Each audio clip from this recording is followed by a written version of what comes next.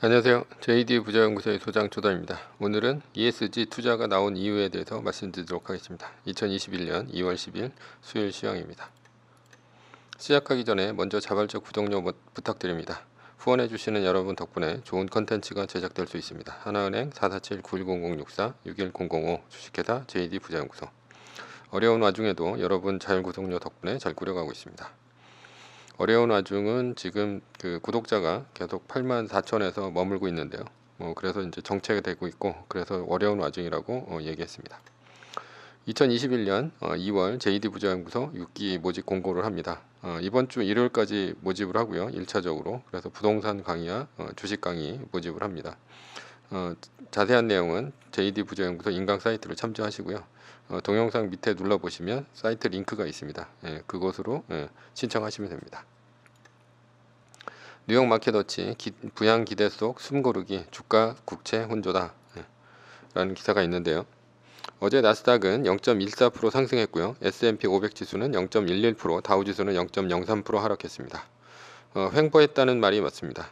이슈도 없고 사건도 없었습니다. 그래서 메인 이슈는 없습니다. 오늘은 특이하게 메인 이슈 없이 서브 이슈로 가겠습니다. ESG 투자가 나온 이유입니다. 요즘 언론에서는 한창 떠드는 투자가 바로 이제 ESG 투자입니다. 그래서 ESG 투자는 투자 결정 과정에서 재무적 요소와 더불어 환경, 사회, 지배 구조를 고려하는 투자를 말한다라는 거죠. 자, 환경이 뭐냐라고 했을 때 환경이 뭐냐면 기후 변화와 온실가스 배출, 자원 고갈, 폐기 및 오염, 그리고 이제 산림 파괴 등입니다. 그리고 사회란 무엇인가? 사회는 노동 환경, 노예 및 아동 노동, 그리고 분쟁 지역, 노사 관계, 건강 및 안전 등이죠. 지배 구조란 무엇인가? 지배 구조는 뇌물 및 부패, 정치적 로비 및 기부, 이 사회의 다양성 및 구조, 세무 전략 등입니다. 자, 그렇다면 ESG를 만들어낸 곳이 어디냐? 바로 월가입니다. 월가는 그 전에 무엇을 만들었냐? 페이스북, 애플, 아마존, 넷플릭스, 구글을 만들었고요. 그리고 마이크로소프트가 이제 그 애저로 떴죠. 클라우드 애저로 뜨자 마가를 만들어냈죠. 그래서 마이크로소프트, 애플, 구글, 아마존 등을 만들어냈습니다. 한마디로 이제 유행어 만든 거예요. 유행어 만들어가지고 돈을 몰아주는 역할을 하는 거고, 여기다 이제 자기네들이 먼저 ETF를 만들어놓고 이쪽에다 투자를 해라라는 것이 월가의 전략입니다. 그런데 지금 이런 월가의 전략이 단순히 오르는 주식을 넘어서 ESG라는 말을 만들어내서 유행을 시키고 있는데요. 그러나 판과는 달리 ESG는 상당히 정치적인 메시지를 담고 있습니다. 그 의미는 무엇일까라는 거죠. 다자주의의 귀환이라는 이제 기사가 있는데요. 조 바이든 대통령은 취임사를 통해 도널드 트럼프 전 대통령의 미국 우선 정책과 단절을 공언하며 동맹 강화와 다자주의 복귀를 위한 미국의 귀환을 천명했다라는 거죠. 다자주의 복귀. 그리고 임기 첫날 파리 기후 협약과 WTO 재가입을 지시하는 행정명령을 서명했고, 올 4월에는 국제 기후 정상회의를 개최하겠다고 밝혔다. UN 인권 이사회 복귀도 희망하고 있다. 여기서 이제 그 바이든 행정부의 색깔이 나옵니다. ESG죠. 파리 기후협약에 가입하면서 환경에 신경을 쓰고요. UN 인권 이사회 복귀를 통해서 사회에 신경 쓴다는 얘기가 됩니다. 바이든 행정부는 원래 민주당이 했던 정책으로 돌아가고 있다는 것입니다.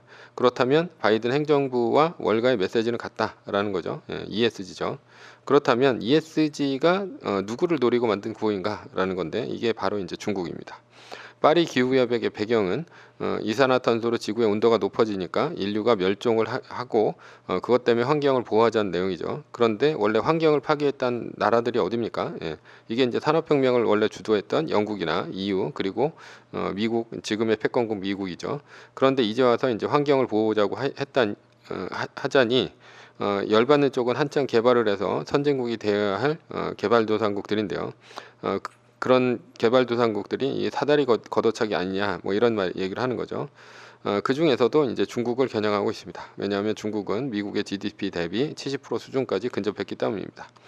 미국은 1970년대 소련, 1980년대 일본과 독일이 미국의 40%, GDP 40%까지 접근을 하니까 경제적으로 밟아버렸던 경우가 있기 때문에 중국이 미국의 GDP 대비 지금 70% 수준까지 근접한 것은 아주 예외적인 일입니다. 이렇게 된 이유는 중국이 미국 GDP 대비 50% 수준까지 올라온 40에서 50% 수준까지 올라온 2008년도에 금융위기가 터져서 중국에게 오히려 도움을 청하는 사태가 있었기 때문이죠. 원래 ESG라는 것이 제조업에 굉장히 불리한 요건이라고 볼 수 있습니다. 제조업은 원래 석유를 기반으로 제품이 나올 수밖에 없죠. 제조업의 기본이 전기는 석유, 석탄인 화력 발전을 통해서 나오고요. 그리고 우리가 쓰는 플라스틱, 그러니까 우리가 쓰는 거의 모든 그 제품들은 다 플라스틱 같은 부품들이 전부 들어가 있습니다. 그러니까 석유를 통해 나온 2차 부산물을 통해 가지고 만들어진다고 볼 수 있죠. 그러니까 제조업을 하는 기업은 환경이라는 테마가 맞지가 않습니다. 그러니까 제조업에는 환경이라는 테마가 맞지 않기 때문에 돈이 들어가지 않는다는 얘기죠. 그런데 중국의 닉네임이 뭐냐라고 했을 때 이제 세계의 공장이죠. 중국 정치 비판 늘어나던 SNS 클럽하우스에 중국 결국 접속 차단했다라는 이제 기사가 있는데요. 최근 국내에서도 폭발적인 관심을 끈 음성 채팅 애플리케이션 클럽하우스가 중국에서 차단됐습니다. 이게 이제 차단된 이유가 서비스에서 중국 정치 현안에 대한 비판적인 목소리가 나오기 시작했다라는 거죠. 채팅 앱인 클럽하우스가 중국에서 차단됐고 그 이유가 뭐냐라고 했을 때 지난 3월 등장한 음성 기반 SNS인 클럽하우스는 중국에서 홍콩 시위나 신장 위구르 인권 문제 등의 민감한 주제로 토론하는 음성 채팅 플랫폼이 급격히 부상했다라는 겁니다. 결국은 홍콩 시위나 신장 위구르 같은 인권 문제를 토론하는 플랫폼이었기 때문이라는 거죠.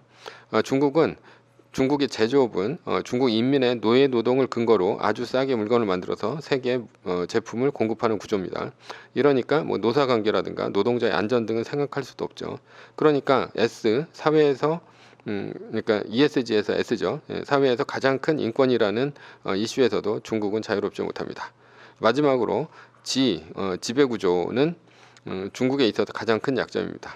뇌물, 부패 스캔들이라든가 이중장부, 분식회계 같은 중국 기업이 흔히 저지르는 관행이라고 볼 수가 있죠.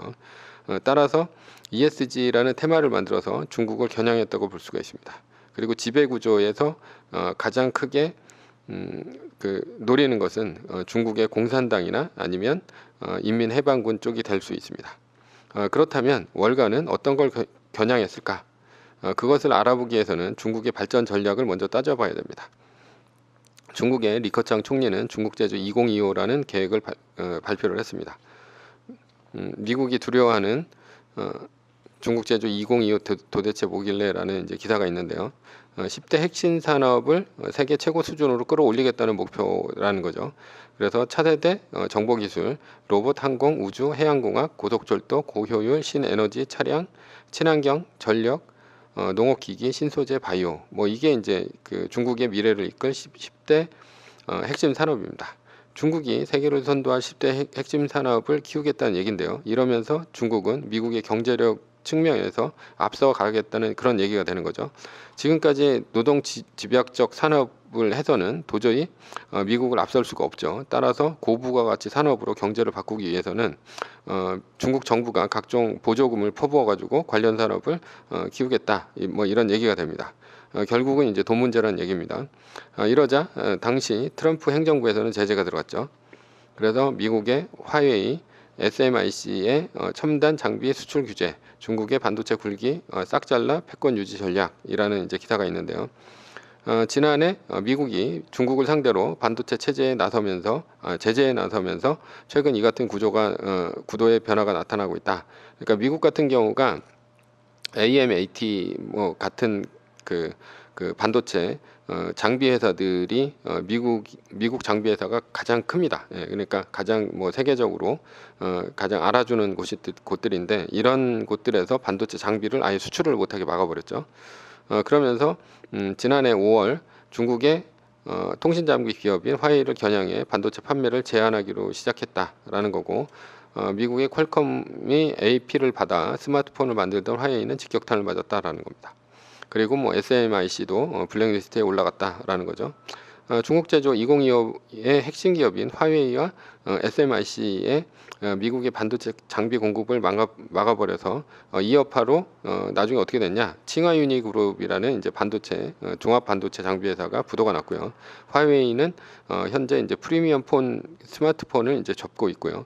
그리고 SMIC 같은 경우는 이제 주가가 크게 떨어졌습니다. 뭐 다시 오르는 경향이 있긴 한데 결국은 이제 미국이 이렇게 중국 제조 2025에 대해서 강력하게 저항을 하고 있는 거죠. 그래서 미국의 저항이 크다고 생각하자 중국 제조 2025는 중국이 접고 중국은 쌍순환 전략이라는 것을 들고 나왔습니다. 자, 쌍순환 전략이 뭐냐? 중국의 내수와 수출을 동시에 갖고 간다는 얘긴데요. 즉 중국의 내수 시장이 크죠. 뭐 13억 5천 정도의 이제 인구를 갖고 있으니까 그러니까 이제 내수 시장을 열어요. 열은 다음에 이제 달러를 벌어들이죠. 그리고 그 돈을 갖고 첨단 산업을 키우겠다는 것이 이제 핵심이 됩니다. 그러자 월가에서 갖고 나온 것이 바로 ESG입니다. ESG는 바이든의 다자주 전략에서 나온 개념인데요. ESG에 맞지 않는 기업은 투자하지 말자는 뭐 그런 얘기입니다. 자, 미국만으로 중국을 상대하기 힘듭니다. 미국만으로 당연히 미국은 동맹국을 이용해서 중국을 고립시켜야 합니다. 동맹국과 군사적 고립도 있지만 현재는 이제 경제 전쟁이죠. 중국이 미국의 해안에 상륙을 해서 헐리우드를 점령한다고 하더라도 미국의 영화 산업을 가져올 수 없습니다. 왜냐하면 미국의 영화 산업은 지식재산권이고요. 이것은 경제에 속합니다. 따라서 중국으로 들어가는 세계의 돈줄을 막아버리면 중국의 쌍순환 전략은 실패하고 맙니다. 세계는 1945년 이후 베이비붐 세대가 태어났죠. 이들의 노령연금이 어마무시하게 큽니다. 미국은 물론이고요. 노르웨이 국부펀드, 그리고 싱가포르의 테마세, 캐나다의 연금펀드 등등 세계의 수많은 연금펀드들이 ESG에 투자하라는 가이드를 이제 내려준 거죠. 그러면 이들의 돈은 중국에 투자될 수가 없습니다. 그래서 중국에 세계의 돈이 투자되지 못하면 중국은 첨단 산업에 투자할 동력이 떨어진다는 거죠. 자, 결론은 미국의 바이든 행정부는 월가를 통해 ESG라는 투자 지침을 만들어서 중국을 압박하고 있다라는 거죠. 결국은 이제 미국의 패권을 지키려는 의도가 있다라는 얘기고요. 뭐 이런 식으로 해서 결국은 중국이 굉장히 많은 돈들이 들어가지 못하게 하는 게 현재 ESG의 의미다, 이렇게 볼 수 있습니다. 매뉴얼입니다. 나스닥 마이너스 3% 뜨기 전까지 세계 1등 주식은 떨어져도 팔지 않고 무한홀딩이다 라는 거고요. 두 번째, 나스닥 마이너스 3%가 뜨면 세계 1등의 떨어진 비율을 감안해서 남겨두거나 전량 매도 후 비율대로 말뚝을 받고 한 달 플러스 1위를 기다립니다. 뭐 자세한 내용은 카페에 있으니까 JD 부자연구소 다음 카페를 이용해 주시고요. 세 번째, 전제는 세계 1등 주식은 우승해야 한다. 위의 상황은 매뉴얼일 뿐입니다. 따를 사람은 따르고 참고할 사람은 참고하시면 됩니다. 주식을 사고 파는 것에 대한 모든 책임과 이득은 자신에게 있습니다. 매뉴얼을 지키다가 포모가 두렵다면 매뉴얼을 지키지 말고 마이너스 3%대 판 가격보다 단 1불이라도 떨어졌다면 전량 매수하시기 바랍니다. 지금까지 ESG 투자가 나온 이유에 대해서 말씀드렸고요. JD 부자연구소의 소장 조던이었습니다. 컨텐츠가 좋았다면 구독, 좋아요, 알람 설정 부탁드립니다. 감사합니다.